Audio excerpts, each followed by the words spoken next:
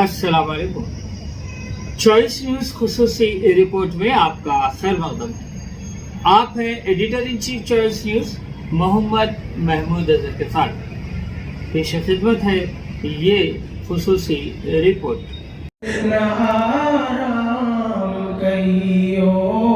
सबा कमली वाले से पैगाम कहियो, हमी फूल बाटे हमी ज़ख्म खाए, हमी फूल शहर सितम से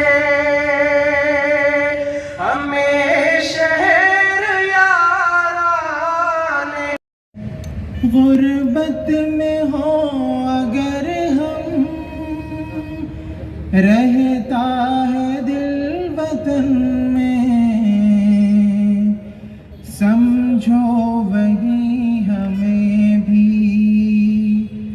दिल हो जहाँ हमारा, हमारा सारे जहाँ से अच्छा। पर्वत वो सबसे ऊंचा, हम साया आसमां का। पर्वत वो सबसे ऊंचा, हम साया आसमां का। वो संतरी हमारा, वो पासबां हमारा, हमारा सारे जहां से अच्छा। गोदी में खेलती है उसकी हजारों नदियां, गोदी में खेलती है उसकी हजारों नदियां। गुलशन है जिनके दम से रश के जिना हमारा, हमारा सारे जहां से अच्छा। मजहब वयकुन रसूल अलैकुम शहीदा, कि इस तरह हमने तुम्हें बनाया उम्मत वसत, एक दरमियानी उम्मत, एक मुअद्दिल उम्मत, ताकि तुम तमाम इंसानों पर हक के गवाह बनकर खड़े हो, जैसा कि रसूल अकरम सल्लल्लाहु अलैहि वसल्लम ने तुम तक हक की गवाही दी।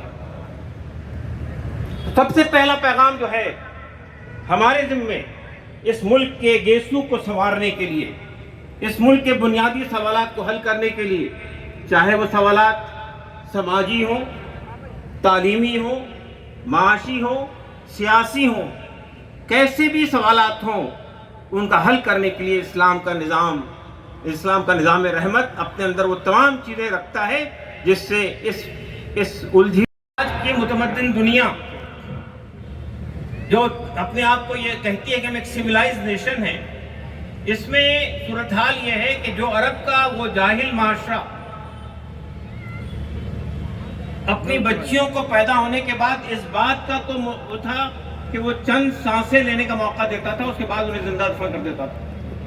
आज की सिविलाइज नेशन के अंदर उन्होंने ये तरकीब निकाल दी है कि माँ के पेट में ही कौन सी जीन पनप रही है, वो मादा है या नर है, इसका अंदाजा कर लेती है। अगर वो मादा है तो उसे दुनिया में आने का मौका ही दिया जाता है, माँ की कोख को ही उसकी कब्र बना दिया जाता है। आपको ये सुनकर हैरत होगी कि हिंदुस्तान के अंदर पिछले 20 साल में 1 करोड़ मादा जिनीन का कत्ल किया गया है। ये उम्मत मुस्लिमा जिसके पास ये तालीम मौजूद है कि नबी करीम सल्लल्लाहु अलैहि वसल्लम फरमाया कि जिसकी 2 बेटियां हो और वो उनकी तालीम और तरबियत करके परवान चढ़ाएं, तो वो जन्नत के मेरे साथ ऐसा होगा जैसे ये 2 उंगलियां हैं। क्या हम अहले मुल्क को इसका दर्श नहीं दे सकते कि आप ख़वातीन की इक्वलिटी की, मसावात की, साथ साथ चलने की, मर्दों के बिलमुकाबिल साथ चलने की बात करते हो, लेकिन इसके रवादार नहीं हो कि बच्ची पैदा हो घर के अंदर। بچی کو لعنت سمجھا جاتا ہے آج کے دور میں. اسی طرح آپ کو معلوم ہونا چاہیے خواتین کے ساتھ جو ظلم زیادتی ہو رہی ہے وہ ایک طویل موضوع ہے. ہندوستان میں ایک تیسری بڑی ٹریڈ ہے, تیسری بڑی صنعت ہے, تیسری بڑا بزنس ہے جسے ویمن ٹریفکنگ کہا جاتا ہے, جس میں آسام سے, بنگال سے, بہار سے بڑے پیمانے پر خواتین کو قحبہ گری میں زنا کے کام پر مجبور کرنے کے لیے ڈالا جاتا ہے. یہ تیسرا بڑی ٹریڈ ہے, تیسری بڑی انڈسٹری ہے اس ملک کی. سوال یہ پیدا ہوتا ہے کہ اس ملک کے اندر ہم جو اسلام نے خواتین کو جو عزت دی ہے, جو ان کو جو کہ اب اس ملک میں مسلمانوں کا رہنا مشکل ہے. میں کہتا ہوں کہ آپ کو اس ہمت اور حوصلے کے ساتھ زندگی بسر کرنا ہے کہ اس ملک میں ہم اب بھی ہیں, پہلے بھی تھے اور آئندہ بھی رہیں گے اور قیامت تک رہیں گے انشاءاللہ. بالکل رہیں گے, اور پوری طرح اپنی اسلامی تہذیب کے ساتھ, اپنی اسلامی وضاقتہ کے ساتھ رہیں گے اور پوری ہمت کے ساتھ رہیں گے. اپنی نمازوں کے ساتھ, اپنے میناروں کے ساتھ, اپنی گنبدوں کے ساتھ, اپنے مدارس کے ساتھ, اپنے مکاتب کے ساتھ اور اپنے اسلامی تعلیمات کے ساتھ اس ملک میں انشاءاللہ زندہ رہیں گے. اور کسی بھی قسم کا خوف اور کسی بھی قسم کی مایوسی اور بزدلی اپنے دل میں ہم ہرگز نہیں لائیں گے. وآخر دعوانا ان الحمدللہ رب العالمین. سارے جہاں سے اچھا ہندوستان ہمارا. علامہ اقبال نے 1904 میں یہ نظم لکھی تھی اور کوئی 120 سال بعد اسی کی تشریح, اسی کی تفسیر کے لیے المعہد العالی الاسلامی حیدرآباد میں سہروزہ قومی سیمینار رکھا گیا اور مختلف زاویوں سے اس کی تعبیر اور اس کی تشریح کی گئی. اب آئیے ہم اپنے محترم جو مقررین ہیں آج کی اس بزم کے, ان کی طرف رخ کرتے ہیں. فہرست طویل اور دراز ہے مگر آپ کا ذوق اور شوق یہ پتہ دیتا ہے کہ انشاءاللہ آپ سنیں گے اور سنتے رہیں گے. ایک اعلان بھی کیے دیتا ہوں, حضرت مولانا سید بلال حسنی ندوی جو دارالعلوم ندوۃ العلماء کے ناظم ہیں وہ تشریف لا چکے ہیں اور 5 منٹ کے فاصلے پر ایک جگہ آرام کر رہے ہیں. بڑے تاب و تھکن کے سفر سے گزر کر وہ یہاں آئے. انشاءاللہ 8:30 بجے تک شہنشی پر تشریف لے آئیں گے. محترم حضرات, بھارت کی تعمیر و ترقی میں مسلمانوں کا حصہ یہ ایک سنہرا عنوان ہے. ایک طرف ہمارے ماضی کی تاریخ کو دہراتا ہے اور دوسری طرف مستقبل کی تعمیر کا حوصلہ ہمیں دیتا ہے اور ہمیں یہ بتاتا ہے کہ آج اس ملک میں اقلیتوں کے ساتھ, مسلمانوں کے ساتھ, مائنورٹیز کے ساتھ جو ظلم اور زیادتی ہے اسے ہم سہتے ضرور ہیں, لیکن اس کا یہ مطلب نہیں ہے کہ اس ملک میں ہمیں اچھوت بنا دیا جائے گا, اور نہ اس کا یہ مطلب ہے کہ ہم جھک جائیں گے اور اپنے بنیادی حقوق سے پیچھے ہٹ جائیں گے. اسی طاقت کو کشید کرنے کے لیے اور اسی حوصلے کی طرح ڈالنے کے لیے یہ سیمینار منعقد کیا گیا. میں سب سے پہلے مقرر کے طور پر شہر حیدرآباد کے ممتاز عالم دین حضرت مولانا غیاث احمد رشادی صاحب کو دعوت دیتا ہوں جو آل انڈیا مسلم پرسنل لا بورڈ کے رکن رکین ہیں اور اس کے ساتھ ساتھ صفا بیت المال جیسے رفاہی ادارے کے خاکہ ساز بھی ہیں اور روح رواں بھی ہیں. تشریف لائیں.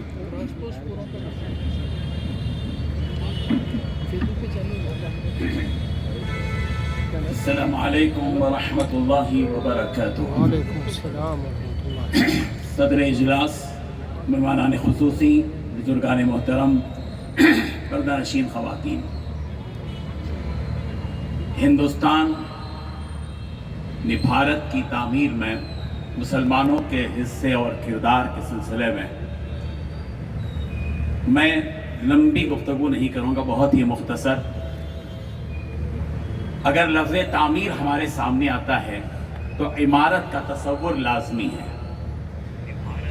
ہندوستان اگر ایک عمارت ہے تو اس کی بنیاد मुसलमानों की तहजीब है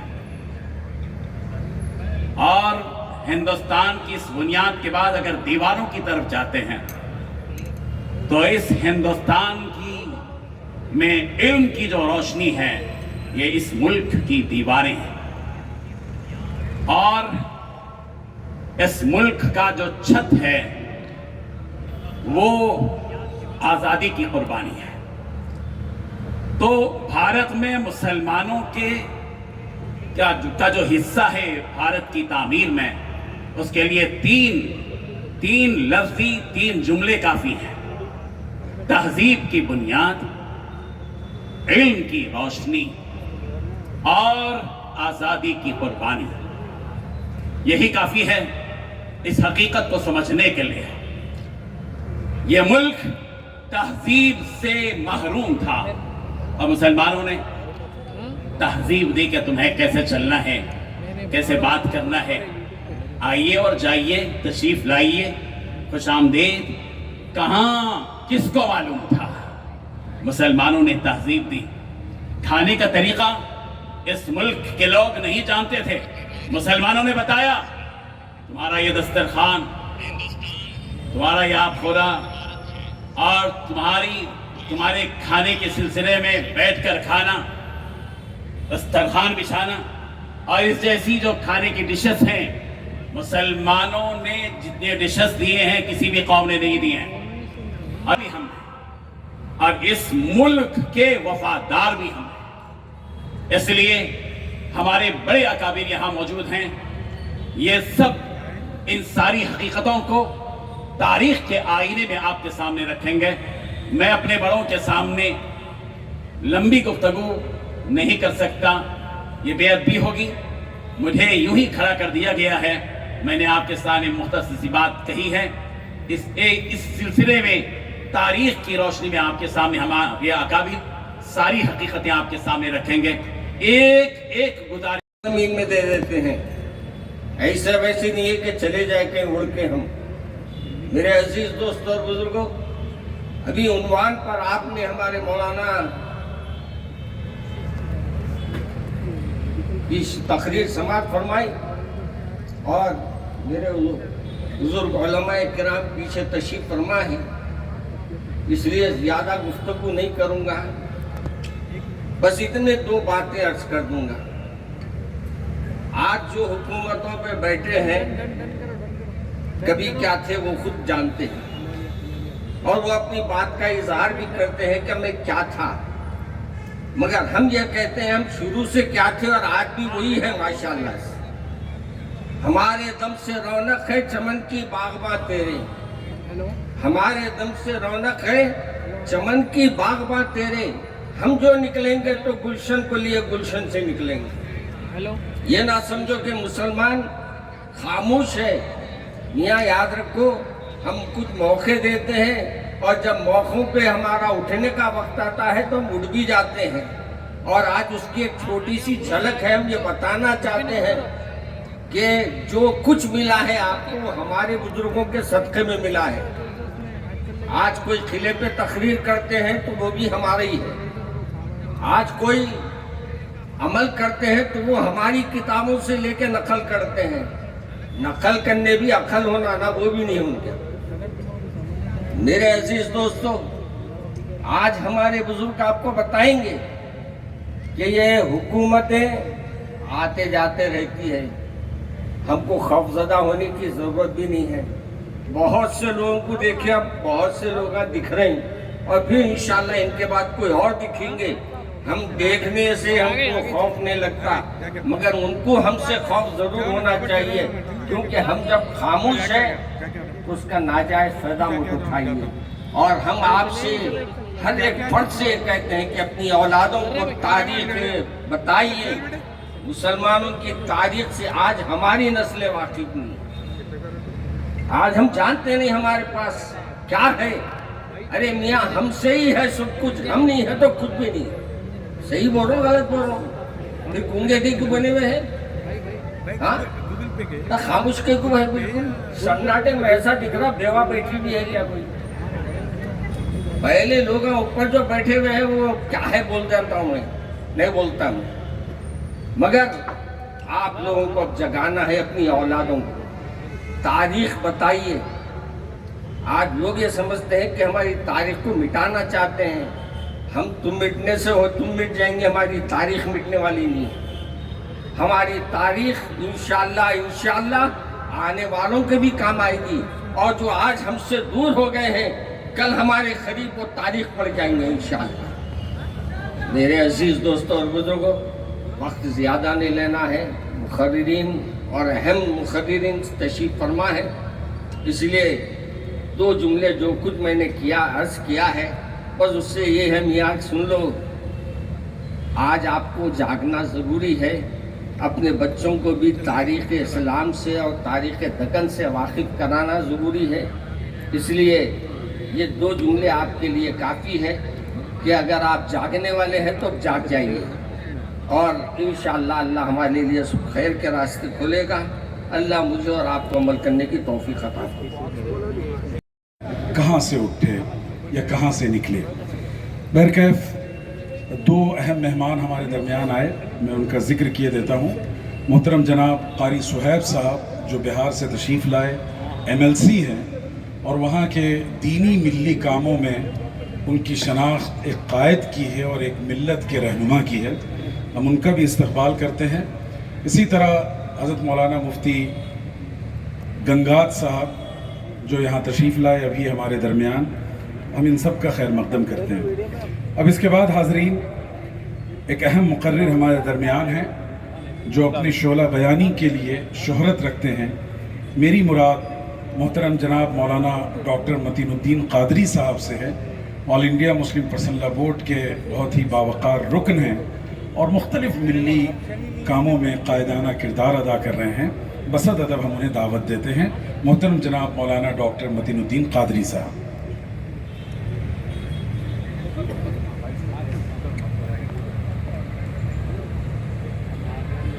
السلام علیکم ورحمۃ اللہ وبرکاتہ. اعوذ باللہ من الشیطان الرجیم. بسم اللہ الرحمن الرحیم. الحمد للہ رب العالمین، والصلاة والسلام علی رسولہ النبی الکریم وعلی آلہ وأصحابہ اجمعین.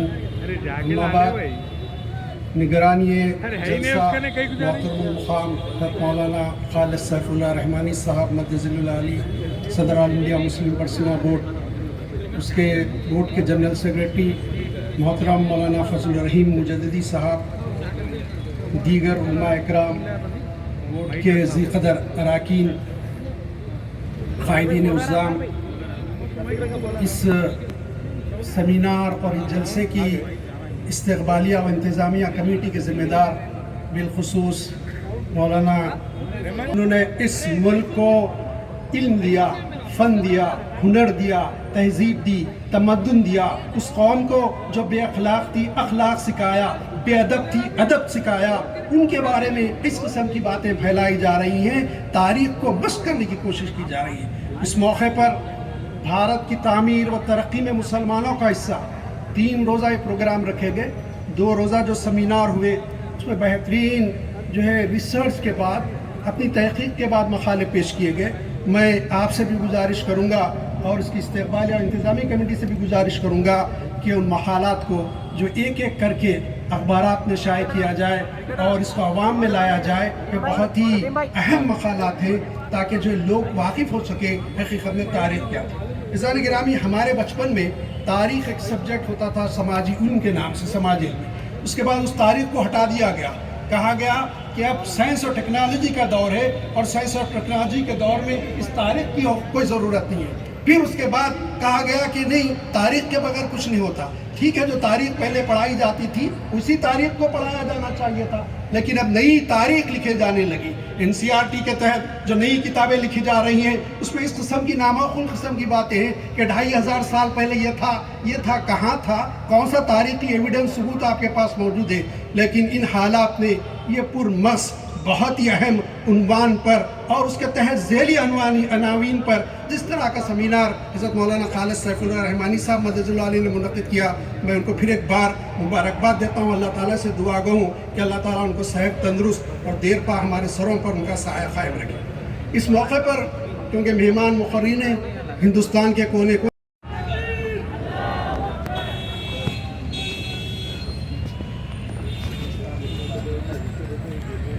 محترم حضرات، حضرت مولانا سلمان بجنوری صاحب نے اپنے خطاب کا آغاز کلیم عاجز کی ایک نظم سے کیا جس میں شکوہ بھی ہے اور جواب شکوہ بھی، اور میں حضرت مولانا کے ان اشعار کو سامنے رکھتے ہوئے ان کی خدمت میں کلیم صاحب کے اشعار کہنا چاہوں گا کہ بلاتے کیوں ہو عاجز کو بلانا کیا مزہ دہ ہے، بلاتے کیوں ہو عاجز کو بلانا کیا مزہ دہ ہے، غزل کم بخت کچھ ایسی پڑھے ہے دل ہلا دے ہے، کلیجہ تھام کر سنتے ہیں لیکن سن ہی لیتے ہیں، کلیجہ تھام کر سنتے ہیں لیکن سن ہی لیتے ہیں، میرے یاروں کو میرے غم کی تلخی بھی مزہ دہ ہے، میرے یاروں کو میرے غم کی تلخی بھی مزہ دہ ہے. محترم حضرات، ایک طرف آپ نے دیکھا کہ شہنشین پر محترم جناب بیرسٹر اسد الدین اویسی صاحب صدر کل ہند مجلس اتحاد المسلمین وہ معزز رکن پارلیمنٹ تشریف لا چکے ہیں. اب اس کے بعد میں اس کارروائی کو آگے بڑھاتے ہوئے ایک اہم شخصیت جنہوں نے اپنے زندگی کے 3 فرض طے کیے ہیں اور وہ ہے تعلیم اور تعلیم اور تعلیم. میری مراد محترم جناب ڈاکٹر عبدالقدیر صاحب سے ہے کہ ابھی انہیں سر سید ایوارڈ سے نوازا گیا. علی گڑھ کی سرزمین نے ان کی خدمات کا اعتراف کیا اور اس اعتراف میں انہیں ان کا اعزاز کیا گیا. محترم جناب ڈاکٹر عبدالقدیر صاحب کو میں دعوت دیتا ہوں. اس کے 100 سال مکمل ہونے پر جو ہے مرکزی حکومت نے ایک سرکولر جاری کیا اور ساری ریاستی حکومتوں کو حکم دیا گیا کہ وہ اس سرکولر کو پھیلائیں اور ہر مدرسے میں، ہر انسٹیٹیوشن میں، ہر جگہ اس دن اس وندے ماترم کو پڑھا جائے. میں تھوڑا سا 1-2 منٹ چاہوں گا صدر محترم کی اجازت سے بات آپ کے سامنے لاؤں کہ وندے ماترم ہم کیوں نہیں پڑھنا چاہتے. سوال ہی پیدا ہوتا ہے. پہلی بات تو یہ کہ ایک بات ذہن میں رہے کہ اس قسم کی جو باتیں کی جاتی ہیں اس کا آپ جواب دے سکیں. نیشنل اینتھم کی بڑی اہمیت ہوتی ہے اور وندے ماترم نیشنل اینتھم نہیں ہے، نیشنل سانگ ہے. اور نیشنل سانگ میں بھی یہ بی جے پی کی حکومت نے اس کو نیشنل سانگ قرار دیا، اس سے پہلے نیشنل سانگ نہیں تھا. پھر خود میں ان ہندو بھائیوں سے گزارش کرتا ہوں کہ آپ دیکھیے کہ جو ہے بنکم چندر چٹرجی نے بنگال میں جو ہے انن مٹ کے نام سے ایک ناول لکھی اور اس ناول میں اس جو ہے نظم کو، اس ترانے کو رکھا گیا جس کو جو ہے ہم وندے ماترم کا ترانہ کہتے ہیں. آپ اس میں اگر اس کے پوری اس ناول کو پڑھیں، اس کے اشعار کو پڑھیں تو اس کے اشعار میں ایک پارٹ تو جس کو حذف کر دیا گیا وہ تو بالکل ناقابل قبول ہے، پورا وہ ترانہ ہی قابل قبول نہیں ہے. لیکن اس میں تو پرارتھنا کی گئی تھی کالی سے، کالی ماتا سے ان کی، کہ وہ اتنی شکتی ہندوؤں کو دے کہ وہ مسلمانوں کا خون نکال کر اس کے چرنوں میں نچھاور کر سکے. کیا کوئی مسلمان اس کو پڑھنے کے لیے تیار ہوگا؟ پہلی بات تو یہ ہے، وہ آپ غور کر کے دیکھیں.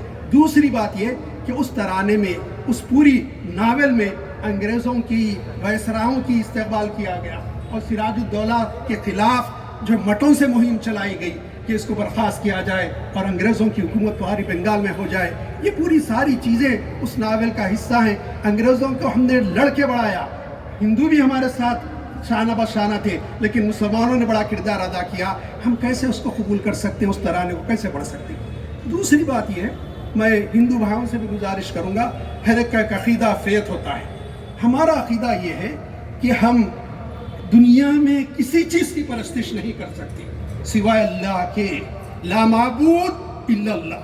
ہو ہی نہیں سکتا کہ ہم کریں. اگر کوئی کرتا ہے بالفرض متین قادری کسی کی کرتا ہے تو وہ نام کا مسلمان ہو سکتا ہے، مسلمان نہیں ہو سکتا، مسلمان کہلانے کا مستحق نہیں ہو سکتا. یہ بات ذہن میں رکھیں کہ ہمارے پاس عقیدہ توحید کی بڑی اہمیت ہے، ہم اس سے کمپرمائز کسی صورت میں کر نہیں سکتے.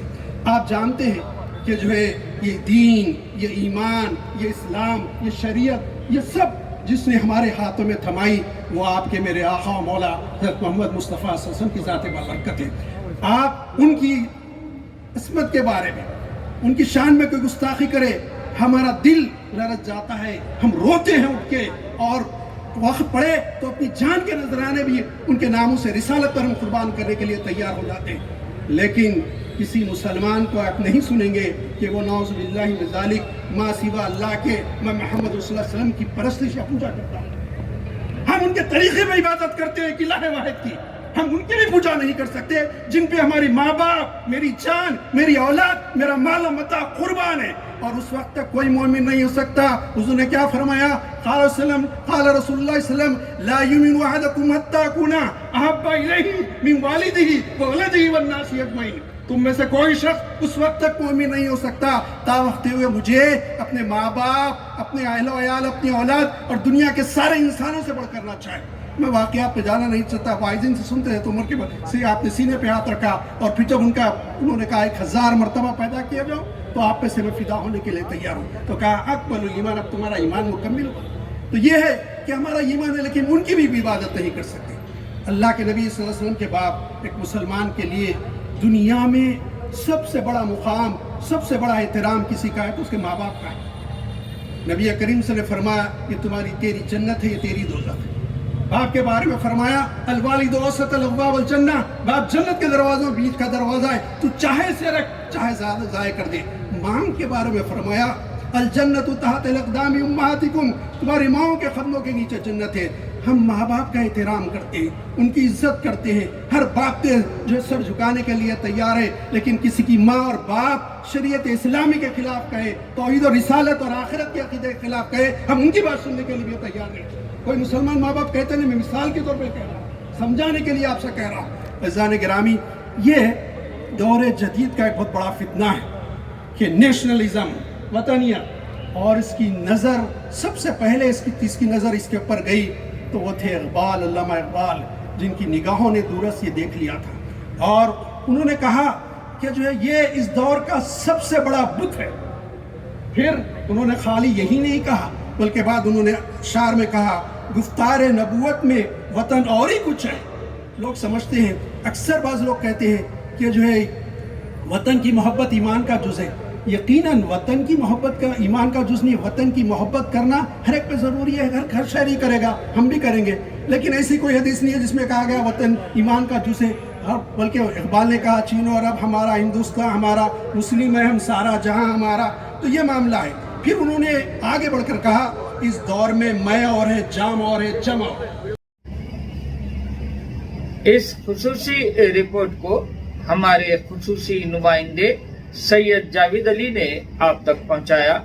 اب editor in chief choice news Muhammad Mahmood Azhar کو اجازت دیجیے۔ اللہ حافظ۔